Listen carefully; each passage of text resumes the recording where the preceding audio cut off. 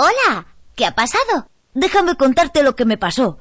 Estaba jugando con la pelota cuando de pronto se salió por la ventana abierta de una de las habitaciones del castillo. El problema es que no se trata de una pelota cualquiera, sino que esta lleva los autógrafos de 2 de mis mejores jugadores. La ventana se ha cerrado por el viento y la puerta está cerrada con llave. ¿Cómo puedo conseguir recuperar mi pelota? Yo te ayudaré.